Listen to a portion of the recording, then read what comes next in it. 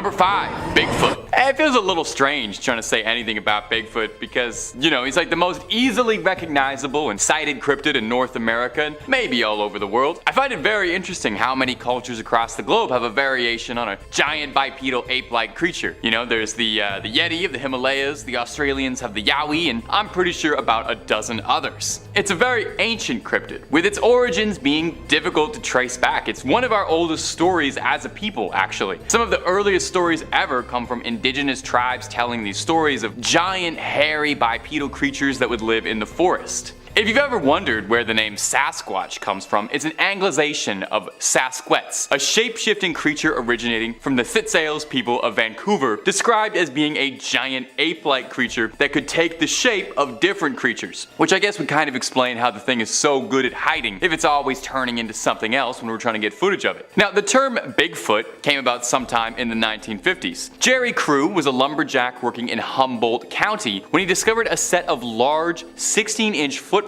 sunk deep within the mud of the Six Rivers forest where he was working at the time. He told his coworkers about this odd occurrence, with many of them claiming that they'd seen similar tracks on previous sites, reporting too of various things they couldn't explain, like a 450-pound oil drum going missing in the middle of the night. You know how often that happens, you look one way and then your 450-pound drum is gone. The men gave a name to this mystery creature that they perceived was harassing them and called it Bigfoot on, well, account of the big feet. Sometimes the origin is exactly what you think it's going to be. From here, once a local paper picked it up, the story of Bigfoot spread across the country, referencing this mystery creature leaving tracks in California. It was this, combined with the famous footage in 1972, that cemented Bigfoot as a cryptid with staying power. Now, I'm referring to the Patterson-Gimlin film, named after the filmmakers. You've definitely seen it if you're interested in cryptids at all. It's less than 50 seconds, and it's some of the most famous cryptid footage of all time. It's a very short clip. Everyone recognizes that classic Bigfoot walk. To date, it's never been officially debunked, and the men who recorded the capture went to their graves insisting there was no hoax present. Now, the existence of Bigfoot is still hotly debated, and honestly probably will be forever unless we ever get some concrete proof, unless Bigfoot ever comes out and holds a press conference. Wherever he is or wherever they are, I hope Sasquatches, Yetis, Yowies, Big Feet, I hope they're chillin'. Probably annoying dealing with paparazzi all the time, and you know what? Let them live in peace. If they want to come to us, they'll come to us. And while you're waiting for that Bigfoot press conference to happen, if you're looking for more cryptid content, Top 5 Scary is the place to be. We've got all of that and then some. If cryptids aren't your jam, we got aliens, conspiracies, true crime, fake crime, basically anything scary under the sun and above it. So stay subscribed, don't miss a single scream, but do that after this video, okay? Wait till the credits. Alright, moving on. Number 4, Thunderbird. Our next critter is going to be the Thunderbird. Nope, nothing to do with the sick classic car, although it's a mean ride. The Thunderbird is a creature that appears across many cultures, mostly indigenous groups alongside the Pacific Coast and Great Lakes area, all telling similar stories of these enormous, larger-than-life birds of prey. Now, these vary anywhere from stories of, just like a really big bird that would be scary, or sometimes Thunderbirds are more mythical, capable of impressive powers like thunder striking when they flap their wings, which is why they're called Thunderbird. Thunderbird, Bigfoot, sometimes the name of a cryptid really informs what they do. Tribes would tell stories about Thunderbirds to explain natural occurrences like storms or changes in weather or drought, famine, all those things. It's much easier to blame your problems on a big bird than anything else. Now, although they were thought to be dangerous, Thunderbirds were also seen as a benevolent nature spirit, and they would assist the tribe sometimes in searching of food during periods of famine. So they're not all bad, it's a Thunderbird to Thunderbird case basis. Now, it wouldn't be a good cryptid list unless we had a few sightings instead of just stories. So, we're going to talk about one incident in particular with the Thunderbird, the 1977 Lawndale incident. This occurred when a young boy, one Marlon Lowe, was playing outside when he was attacked by 2 large birds, one of which allegedly began to carry the boy away, until the boy's mother ran to his rescue. Eyewitnesses who'd seen the incident taking place claimed the birds were 4.5 feet long with a wingspan of 10 feet, which is pretty incredible. A 6-inch hooked bill, 3 sharp claws, and a large black body, not really resembling any local birds. So what was it? Thunderbird coming coming down to soup up prey, real life Pokemon, sounds a bit like a starling. Also a big shout out to that kid's mom. Imagine that power dynamic. Anytime he's acting up, you can remind him of the time you saved him from getting eaten by a giant bird. Oh, that'll get him mowing the lawn for sure. Number 3, Akkorokamui. One of my favorite genres of cryptid or mythical creature is just a regular animal, but big.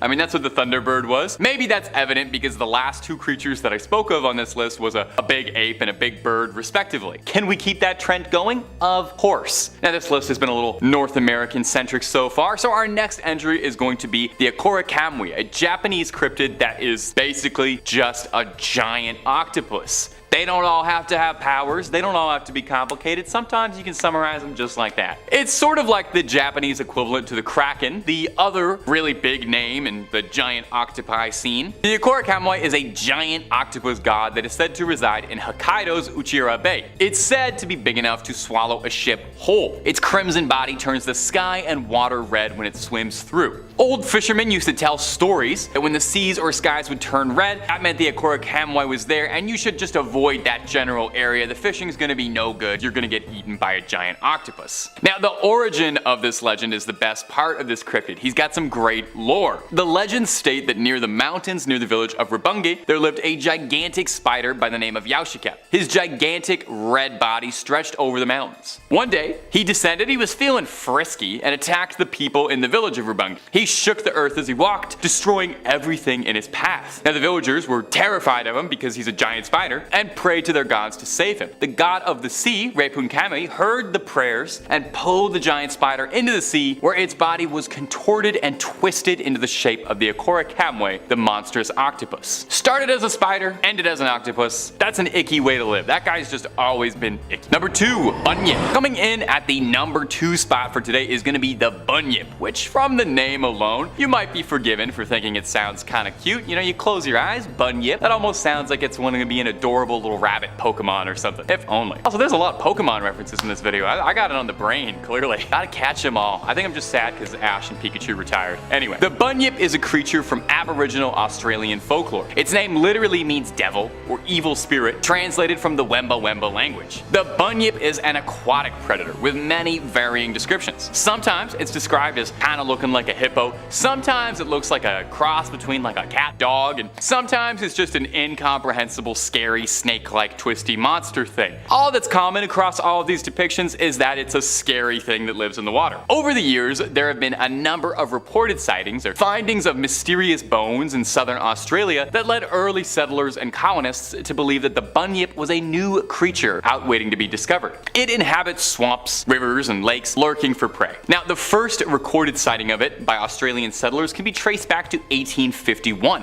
when a tracing of the creature's body was discovered near a riverbank in Ararat, Victoria. Local hunters had speared an unknown beast and made an imprint of the creature's body to remember it by, because, you know, if you found something weird, you'd want to remember it. They described it as 11 paces long and 4 paces wide in an extreme depth. Now, sadly, this outline no longer exists. They didn't use permanent marker, but it was enough to spur an interest and a hunt for this possibly mythical, possibly real creature. The Bunyip seems like it could have been a real strange step in aquatic evolution. Could not even begin to guess what it was really, or whatever it was they had found that day, so probably just safe for us to assume that it was a cryptid and there could be more Bunyip out there lurking and waiting. And number 1, Ogopogo. Coming in at the number 1 spot is going to be a local favorite of ours, Canada's very own Ogopogo. Yes, I'm a little biased. I had to include a local cryptid at the end of this one. Much like Bigfoot, almost every culture's folklore includes some variant of a sea monster. The most famous among them is probably the Loch Ness monster, the fabled plesiosaur that lives deep beneath Loch Ness in Scotland. Ogopogo is kind of like the Canadian version of that. Ogopogo chills up in Kelowna, British Columbia, and is tied deeply to the native folklore surrounding this area. The Okanagan natives revered a creature they called the Nataika,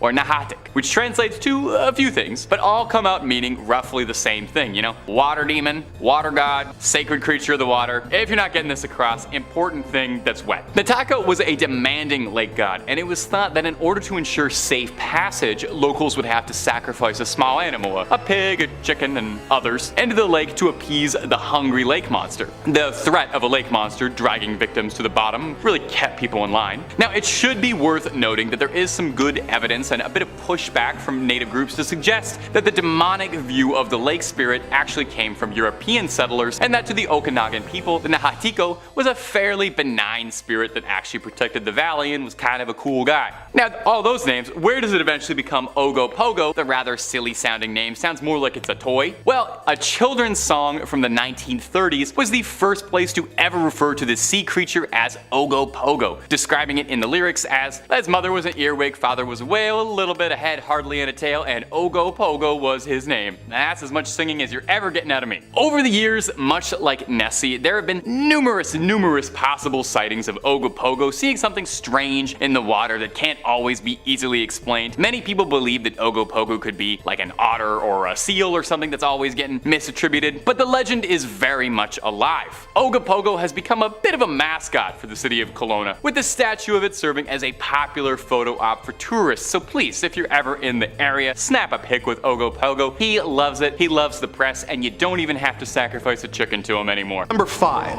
Bigfoot. Bigfoot is perhaps the most famous cryptid this side of the Loch Ness Monster. He is found in the forests of North America and is often described as a bipedal, large, muscular, ape-like creature who is covered in dark red, brown, or black hair. Sightings of these incredible creatures have been reported for centuries, with variations of this creature appearing in several indigenous tales and legends, and reports of Spanish explorers claiming to see some circling their camp in the 16th century. Ever since then, sightings of the creature have been a consistent but often unprovable sight, with only ever grainy footage and blurry photographs being presented as evidence. Some people believe that these sightings can be explained as bears that have been mistaken for other creatures, or even escaped apes from zoos who have taken up residence in the forests. Of course, there are also a fair amount of hoax sightings where it turns out to be a man in a costume trying to get attention or sell their fraudulent photos. But is there really a secret species in the forests of North America? With so many sightings that can't be explained, it's hard to not at least keep an open mind. Next up, we have the Loveland Frog. Hailing from Loveland, Ohio, this massive-sized creature is said to resemble a humanoid frog, walking on 2 legs and standing at just over 4 feet tall. So I say massive, but I'm talking massive by frog standards here. What's great about this particular cryptid is that there have been multiple spotted at once. The very first sighting happened back in 1955, where a man spotted what he described as 3 short humanoid creatures with frog-like faces under a bridge. One of them also had a bar-like wand device that emitted sparks, leaving a scent of alfalfa and almonds. What an oddly specific smell to describe. There weren't any other reported sightings of this creature for another 17 years, but these 2 sightings happened in a span of just 2 weeks and were both reported by police officers. I always get more interested in cryptid or paranormal accounts when police officers report on it. It's not like it's,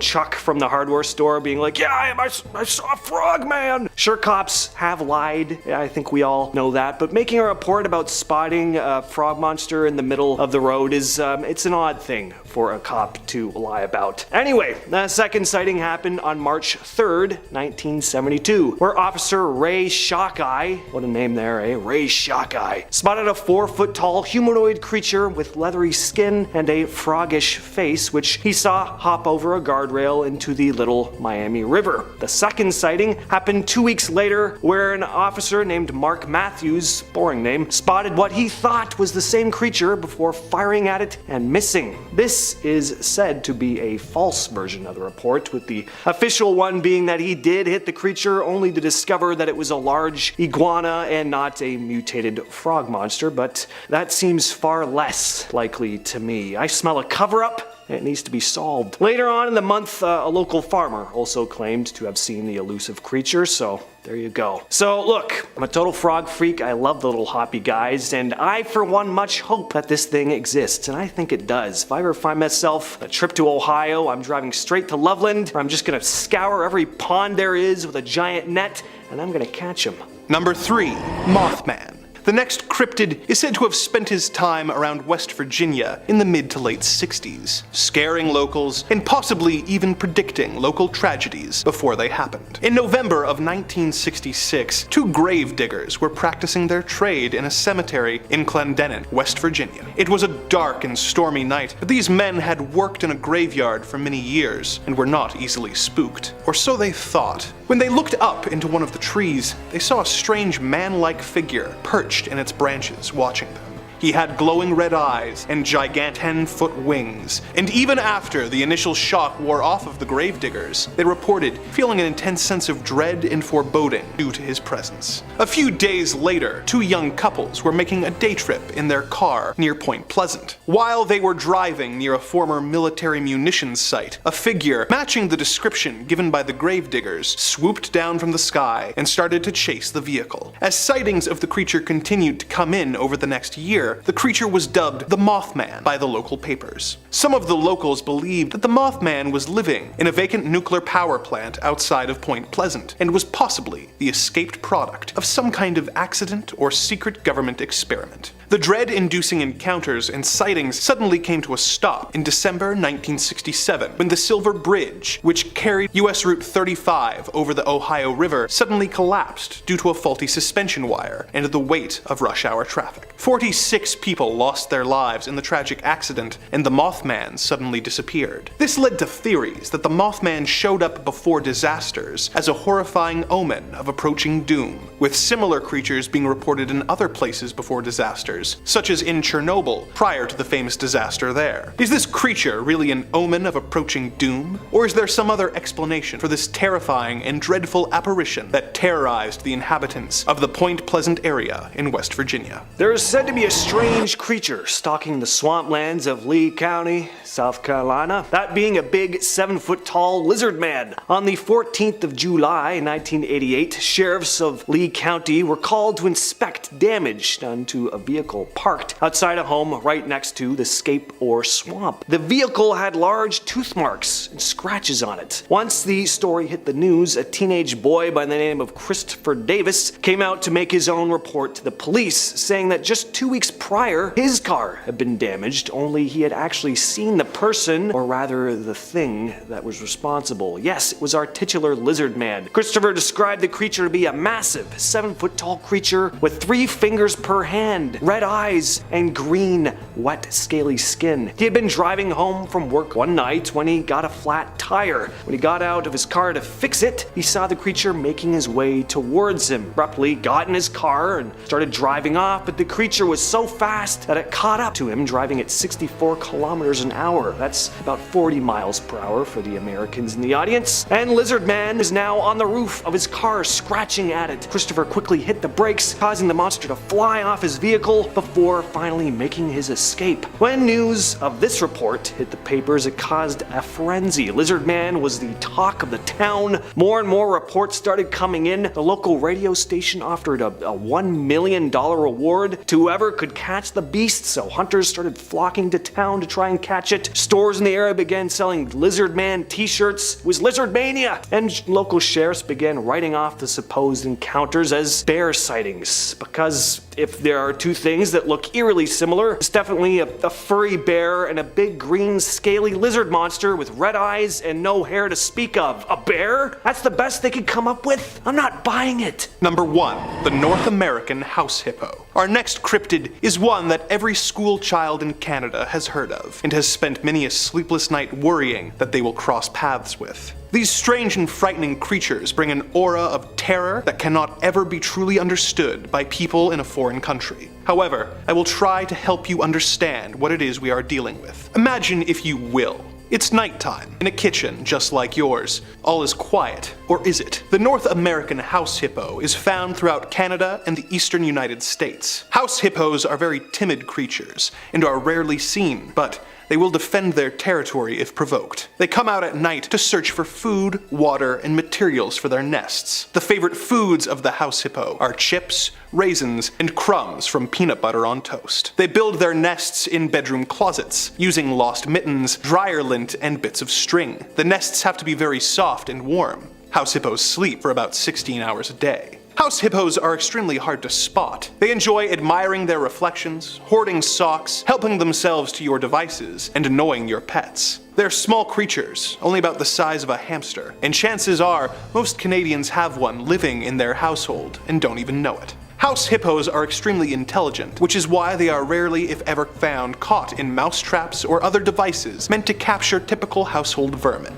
The house hippo is so rarely seen that many people believe that the creature is simply an elaborate hoax. But the rare person to encounter these creatures will never forget the sounds they make before charging and attempting to bite off one of your toes. Just how many house hippos are out there, and where did they come from? We may never know for certain. Number 5. The Loveland Frog. First up on our list is the Loveland Frog, a cryptid that was new to me but is very quickly winning my heart, and maybe he'll steal yours as well. The Loveland Frogman is a mythic humanoid frog that is a legend to the people of Loveland, Ohio, which is where the name comes from. The Frogman is described as a 4-foot bipedal frog, mostly appearing to hide around bodies of water. I mean, it's a frog. Where else is it gonna go? It was first sighted in 1955 by a businessman driving home alone at night. He was headed out towards Branch Hill in Ohio when he saw 3 strange, short, squat, bizarre-looking creatures standing on their hind legs alongside the road. He described them all as being 3 to 4 feet tall with leathery-looking skin and faces just like a frog with giant glowing yellow eyes. The Frogman would go quiet for a bit and wouldn't be seen again until 1972 when a local police officer was driving home and saw an unidentified 4-foot creature running in front of his car's headlights. When he got a good look at it, the officer described it as a leather-skinned bipedal animal crouching like a frog, and it hurriedly ran towards a river. 2 weeks after that sighting, another Loveland police officer reported seeing the same creature, the same little bipedal frog monster. This officer, however, shot at the Frogman and discovered that what he found was a tailless iguana that had grown unusually large. Now, while for some, that was the end of the Frogman legend, there are still sightings and reports to this day. As recent as 2016, people are still claiming that they see the Loveland Frogman. To the people of Loveland, the Frogman is something of a local hero. They love the guy, and I gotta be honest, I sincerely do too. There's something about this cryptid story that's really doing it for me. There's no stories about him eating anybody, the Loveland Frog monster is not attacking anybody, he's just a happy little frog guy scurrying across the roads. I sincerely hope they're out there. And hey, you having fun on the channel? Drop a subscribe for new scary videos every single day, twice a day. Let's keep on going. Number 4.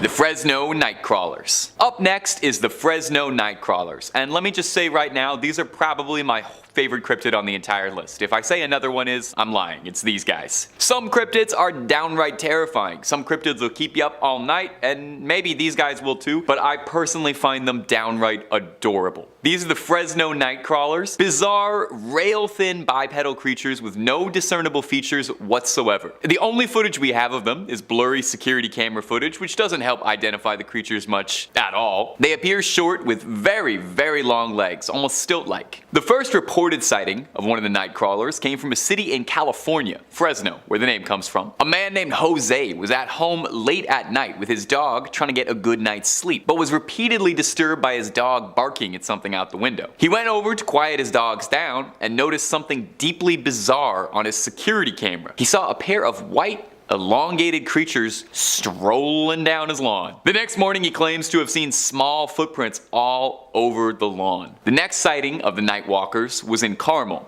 also in California. A former Marine and his wife were driving up a hill, and they claimed that they saw a 7-foot tall creature that they described as a thin, pale, armless white humanoid walking on by. What are the Nightwalkers? They're weirding me out. Are they aliens? Cryptid?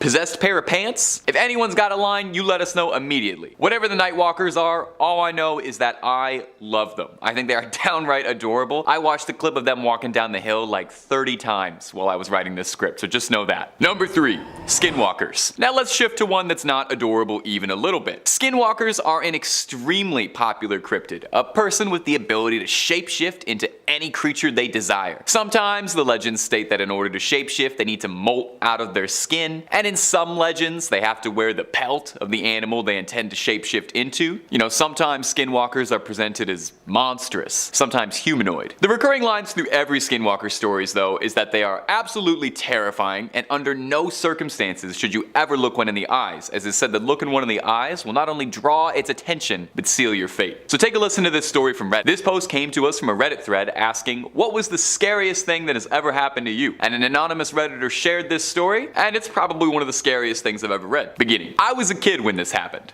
My uncle and I were finishing up gathering firewood from my grandmother because it was getting dark. We were driving back on a dirt road and I had this awful sense of being watched. Before I could turn to look out my window, my uncle shouted, "Don't." My heart felt like it was going to beat out of my chest, and I heard a tap on the window. My uncle sped up and started praying in our native language. I didn't know what was going on, and I thought it was over until our truck dipped from the bed. My uncle then started saying, "Look at me and don't turn away," over and over. And then I heard it again, tapping from the window behind me. It was getting harder for me to breathe, and I wanted to cry. A minute or two passed, and the truck dipped. My uncle looked at me and said, "We'll ask your father to do a prayer in the morning so that the evil will forget our faces." Naturally, other people on Reddit were kind of terrified about that story since it's sending a chill down my spine, and they asked him what he thought it was, and the Redditor said simply that he thought it was possibly a Skinwalker. What more is there to say? Number 2. The Flatwood Monster. The Flatwood Monster is another West Virginia native, and I've gotta ask, why are there so many cryptid stories coming out of West Virginia? I've never been there, so maybe somebody can clear this up, because all I know about West Virginia is anything John Denver sang about, and he didn't mention Mothman or the Flatwood Monster, but that's a whole different story. Anyway, the Flatwood Monster is a cryptid that's been thought to be an extraterrestrial in nature. It was reported to be 10 feet tall and roughly 4 feet wide. It's described as wearing some sort of mechanical suit like it's Darth Vader rather than a purely organical being, and its most notable feature is its giant bulbous head with 2 gigantic eyes glowing green. It's got a big cowl in the shape of a spade behind it that makes it look a bit like it's an alien vampire, and its body was thick, armored, and it has small, spindly little arms like a T-Rex. Now, the Flatwood Monster's first sighting dates all the way back to 1952, when 3 local boys saw a shining light falling across the sky, eventually hitting the ground nearby at a local farm. The boys returned home to report that they'd seen a UFO crash land and told one of their moms to get a search party going, and honestly, that is exactly what I would do if I ever saw an alien. I would probably still call my mom, to be honest, if I ever saw an alien. From there, they gathered a small search party to go to the farm to approach what they saw. When they reached the top of the hill, they saw a large pulsating ball of fire and smelled a mist that was making their eyes burn. Someone in the search party noticed 2 small lights and flashed his light quickly at them, revealing a creature standing 10 feet tall with glowing green eyes. The creature hissed at them, then glid upwards and head off into the night. What was the Flatwood Monster? Some skeptics have speculated that those eyes could have been that of a barn owl, and the face does kind of light up. The shadow was disguising it, so it would make sense. But that begs to ask, what was the mist? And what was the thing that fell from the sky? Was the Flatwood Monster an alien? And is it just me, or is the Flatwood Monster just the tiniest bit adorable as well? I know it's kind of terrifying, and its bug eyes are gonna haunt my dreams, but does anyone else think it looks a little huggable? Shaped like a friend? Number 1. Mothman. Mothman is arguably one of the most famous cryptids of all time, and it's captured our heart since he started flapping around in popularity. Mothman's first ever recorded sighting was in 1966 in West Virginia, when 5 men were in a cemetery prepping for a funeral when they saw something bizarre rustling around in the trees nearby, and lifting off was a massive brown-winged creature that disappeared into the night, far too large and unwieldy to be a bird. From there, the legend of the Mothman began to rise. It would get spotted frequently throughout West Virginia and the surrounding states, but its home is West Virginia. 3 days later, after the first sighting of the Mothman, on November 5th, 1966, another sighting occurred. Roger and Linda Scarberry were driving with their friends, another couple, Steve and Mary Millette, around midnight. While driving, the couples noticed that amidst the darkness there were glowing eyes that seemed to be hovering around them. They stalled the car a bit, unnerved about who these mysterious eyes could have belonged to, and through the darkness and the headlights of the car, they saw a creature that stood 7 feet tall with leathery wings folded against its back. The creature began to pursue them rapidly, matching the speed of the car at around 100 miles an hour. They tried to turn around to get a better look at the thing, but the creature screeched and flew upwards into the sky when it was hit by its headlights. Now, this would be far from the last sighting of the Mothman. Since these early sightings, Mothman has been reported hundreds of times across West Virginia. He's practically a pillar of the community. I think he's allowed to vote. Some say he's a benevolent figure who wants to help people and warn them of dangers around, whereas others say that he's a more mysterious, nefarious agent, flying around sending people to their doom. There's an allegation that Mothman was involved in the destruction of a bridge in 1967 that led to the death of 40 people. Some survivors claim that they saw the Mothman flying around overhead after the collapse. Whether he's real, a West Virginian legend, a friend, or a foe, there's no denying that like a moth to a flame,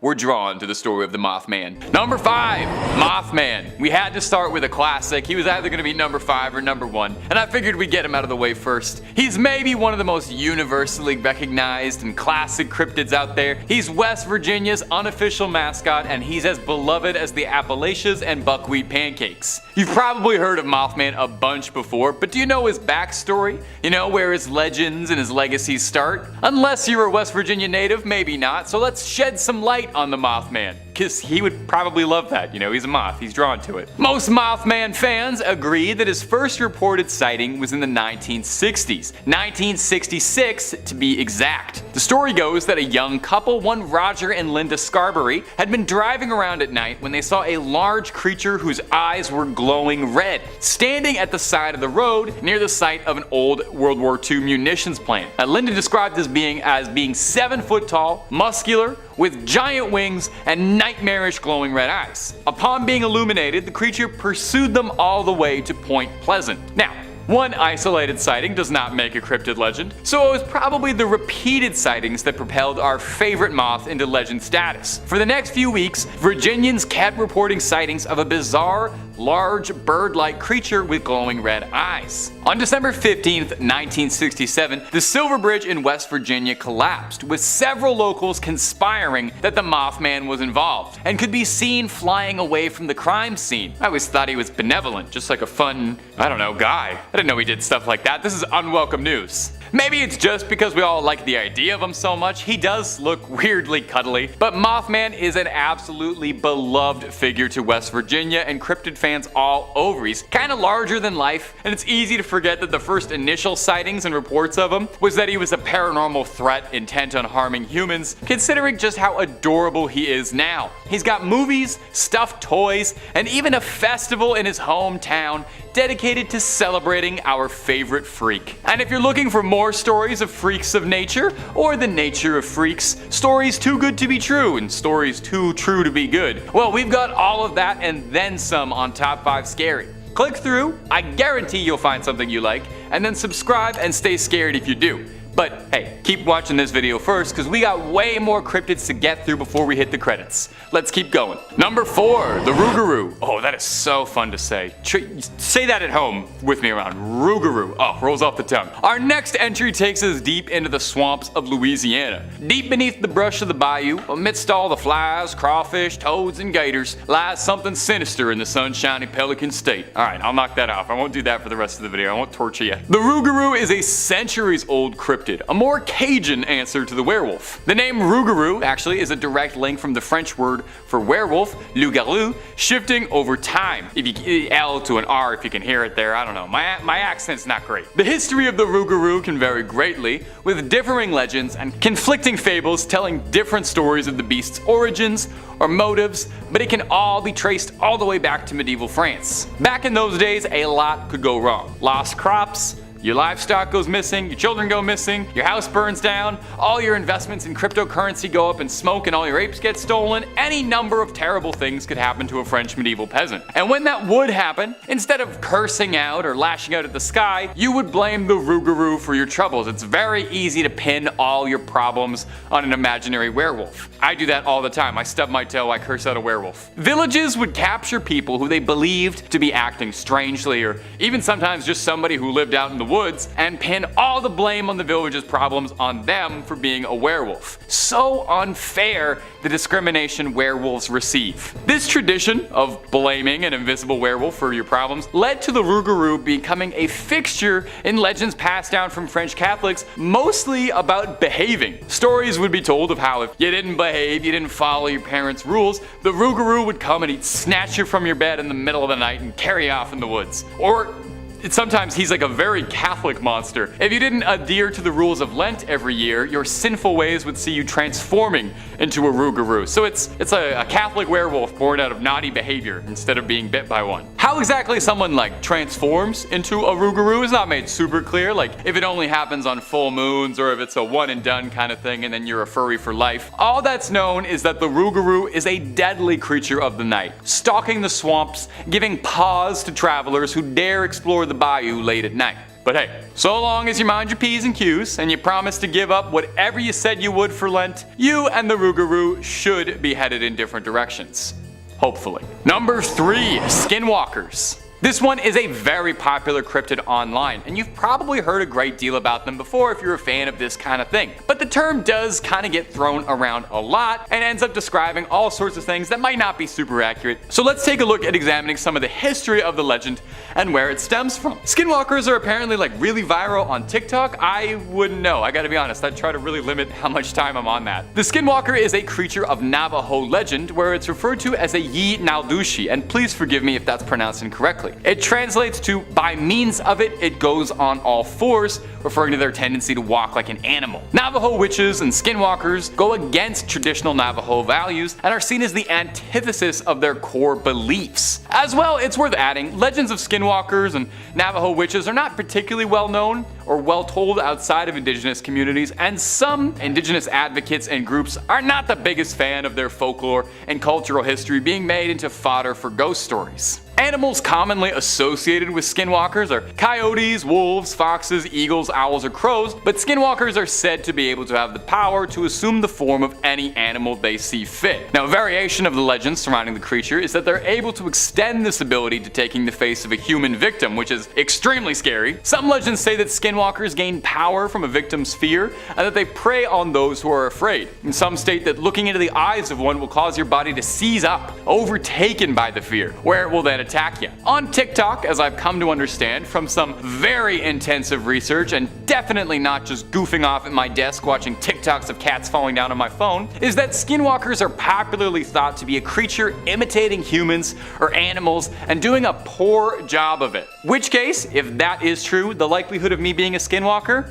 Sky high. Number 2, Mongolian deathworm. Our next entry is a cryptid whose name really says it all. If you ever hear something get described as a Mongolian deathworm, you have to figure that is probably not the friendliest form of life out there. For starters, it sounds like it would be way more at home in the dunes of Arrakis than it would be on our Earth. That one's for my Frank Herbert heads out there. The creature is also called Ogopogo, which translates to large intestine worm, which is, that's just lovely. Appetizing. It allegedly lives in the Gobi Desert, has been evading hunters since the 20s when it first rose to prominence. A paleontologist and author going by the name of Roy Chapman Andrew recounted a story he'd heard at a gathering with several Mongolian officials, where they all talked of the worm at great length. Now, no one among them could claim to have actually seen it, but everyone firmly believed in its existence. In this book, he describes the worm as being about 2 feet long, with no head or limbs to speak of, and has such poisonous skin that direct contact is enough to have you buying the farm. It's described as well as having a sprayable venom and an electric discharge. You should probably see a doctor for that. It burrows underground, only coming up to the surface to hunt and eat, presumably. In 1990, Czechoslovakian cryptozoologist, and wow, that's a mouthful, Ivan Macro led a team to try and find the creature in the Gobi Desert. This I love so much because Dune is my favorite book. They used the same technique that the Fremen of Arrakis used to try and find these worms that the Fremen used to deal with the sandworms. They used a rhythmic thumping made from a motor-driven thumper to try and summon the creature out of possible hiding spots. They never found the fabled worm, and that's because they weren't taking spice, so they couldn't see properly. So either it was just a dream, or the thing is very, very good at hiding. And I think with a little work, that could make a fun expression. Oh, it's as hard as trying to find a worm in a desert. We'll workshop it. Number 1, Gashadokuro. And our final entry is gonna come from Japan, and as a fabled mythological creature, and may I just say, is one of my favorite mythical monsters I've read about in a while. As soon as I was reading about this thing, I started texting my friends. I was so excited about it. This thing is a real-life Dark Souls boss fight. Maybe I'm outing myself as way too much of a nerd here, but this thing is where the inspiration for High Lord Wolnir and Grave Lord Nito of Dark Souls fame came from. I couldn't resist throwing it out there. Sorry, guys. Formed from tens of thousands of bones of fallen soldiers, the Gashadokuro is a massive titan of a beast, a gigantic skyscraper-sized skeleton. Is that not the coolest thing you've ever heard? A giant which wanders around the countryside during the darkest hours of the night. Their teeth chatter, and their bones rattle, which is why the translation for their name translates loosely to rattling skull. You'd have to imagine though, you would probably hear this thing chattering its teeth from a few hundred miles away. You'd hear it in the next town over. It's said that the Gashadokuro is born when mass amounts of soldiers die on the same battlefield. Their bodies rot in the fields and they don't receive proper funerary rites. As such, their souls are filled with torment as their bodies lay face down in the muck, and that malice permeates their bones, causing them to twist and mend into unnatural ways, clumping together to eventually form the humongous skeletal monster of a boss fight, the Gashadokuro. Now, troublesome for humans, it's said that a Gashadokuro is too large and too powerful to be felled by ordinary weapons. Although, I have to wonder if that's still true. I feel like we put more gunpowder in things in 2023 than they did in the Sengoku period, and I'm pretty sure a bulldozer would make short work of a bunch of bones being held together with hatred. It's said that these creatures no longer show up because the amount of dead bodies in one place are not nearly as high as they once were in rural areas of Japan back then, with significantly less wars and plagues occurring, which is a sign of progress, right? You know, if there's so few piles of mass graves that they're no longer reanimating as Godzilla-sized skeleton demons, that's a real positive note for the human race, and I think something we can all smile about.